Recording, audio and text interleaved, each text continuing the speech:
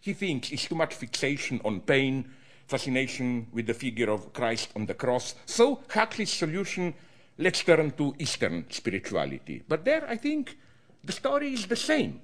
I read a book which I often quote, Brian Victoria, he himself is a Zen Buddhist, Zen at War, where you learn again. This is a book about how the Japanese Zen community related towards the Japanese war effort in the 30s and 40s. And you learn in this book that with really a couple, like 5, 6 minor exceptions, millions of them not only totally supported Japanese war effort, but even provided the justification of it. Let me mention a figure which I'm sure is well known to many of you, Daisetsu Suzuki, popular in the 60s here in the States and in all Europe as the great popularizer of Zen Buddhism. Maybe we should also read his texts from the 30s and 40s, where, for example, in justifying Japanese invasion of China, he said that the Chinese should learn that from the cosmic perspective, the sword which is killing them now is really a sword of love. Then he advises the attitude of a true warrior, that you should, as it were, overcome your ego and objectivize yourself, which makes killing much easier. He says, like, when you kill a man, you shouldn't think I'm pulling the trigger to hit him.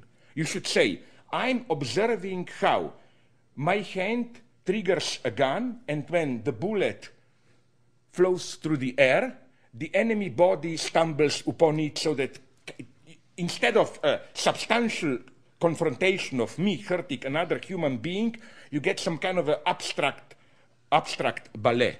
So even more, Suzuki and others, if you want detailed proofs, read the book, demonstrate how, he demonstrates how,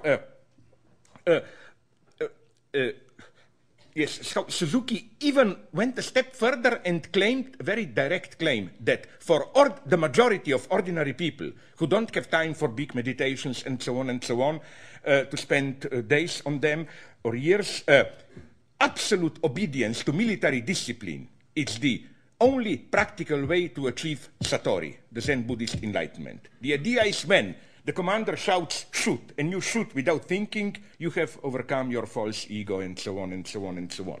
So again, my point is not, look, Suzuki was a dirty militarist in reality. No, this would have been easy. My point is, you got my point, to accept this gap, that at the same time, he could have justified terrible crimes, and at the same time, he was absolutely authentic purveyor of spiritual experiences. So, the lesson is clear. It concerns the difficulty to fully accept the gap between the inner authenticity of one's life and the ethics one practices. Inner authenticity is no guarantee against ethical monstrosity. Let me engage now with a much more problematic, maybe to some of you, example, which I mean with whole respect towards the victims, of course. When the United 93 plane flight on September 11th and other 3 planes were kidnapped, it is significant that the focus of the phone calls to their closest relatives from the passengers who knew they were about to die was always something like, I love you. However, a suspicion remains here. Is this desperate confession of love also not something of a sham? The same kind of fakery as the sudden turn to God and prayer of someone who suddenly faces the danger or proximity of death. In other words, you know, I'm talking now about a very desperate moment. They knew they were dying. You make the last call to your wife, beloved, whatever, I love you. But I claim, why should this be authentic? There is no reason to think this is authentic. Another example came to my mind, which is known to every old United States leftist. I remember when I was young, we were all taught the horror about the Rosenberg trials, you know, against the 2 of them, Julius Ittel, Rosenberg, accused of spying for Soviet Union. And we were fascinated by when their prison letters were translated, like this sincerity, this purity. even their advocates have to admit, today we know that, maybe not both of them, but he, Julius, I'm sorry, we have to concede here to the devil, the right, when they are right. He was a spy. He was a spy. So this makes all the more crazy this, as it were, moral naivety, purity, how he was able to insist in his lie to the end. So I think that even when we are in this kind of a desperate situation, now I know I'm going to die, I don't think we are authentic at that point. At that point, we desperately construct a lie the way we would like to be remembered, and so on and so on. You know what would have been a truly radical ethical act here for me? Please don't take it in an obscene way. I mean it deadly seriously. Let's say I'm on a plane. Of course, this only holds if it's true, the implication. The true act would have been, okay, I'm on a plane, I have a chance to call my wife, I know in 2 minutes I will be dead. To call my wife and to say, listen, darling, in half a minute I will die, but frankly, our marriage was hell, I'm glad, and so on. That would have been an act. That would have been something. You know, to avoid this search, oh my God, now I must patch things up, and so on. At that point to assert, that would have been something. And incidentally, I'm thinking maybe even it would have been humanly the best thing. Certainly for the wife, it would have been easier to forget you in this way. Recall another tragic figure which really fascinated me from the Cold War era. Those Western leftists who heroically defied anti-communist hysteria in their own countries with the utmost sincerity. They were even ready to go to prison for their communist conviction and defense of Soviet Union. Like, I now read a biography of, you know, the great black singer Paul Robeson, who was up to the end total defender of Soviet Union. Isn't it the very illusory nature of their belief which makes their subjective stance so tragically sublime? The miserable reality of the Stalinist Soviet Union makes the inner fragile beauty of their conviction all the more sublime. This leads us to an unexpected radical conclusion. It is not enough to say that we are dealing here with a tragically misplaced ethical conviction, with a blind trust that avoids confronting the miserable, terrifying reality of its point of reference.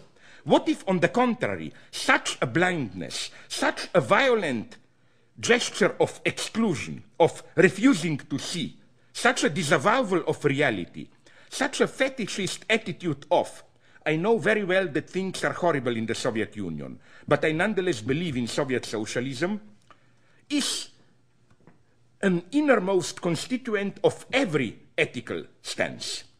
Immanuel Kant was already aware of this paradox when he deployed his notion of enthusiasm apropos the French Revolution in his late writing Conflict of Faculties.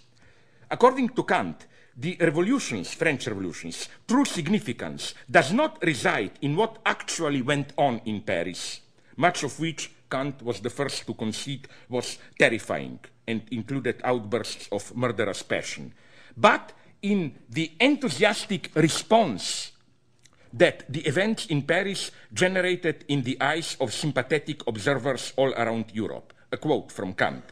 The recent revolution of a people which is rich in spirit may well either fail or succeed, accumulate misery and atrocity. It nevertheless arouses in the heart of all spectators a taking of sides according to desires which borders on enthusiasm and which, since its very expression was not without danger, can only have been caused by a moral disposition within the human race. End of quote.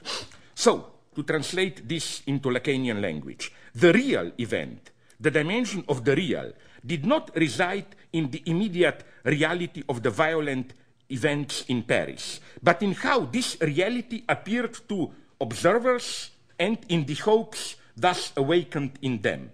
The reality of what went on in Paris belongs to the temporal dimension of empirical history. The sublime image that generated enthusiasm belongs to eternity. And, mutatis mutandis, I claim, does the same not apply to the Western admirers of the Soviet Union?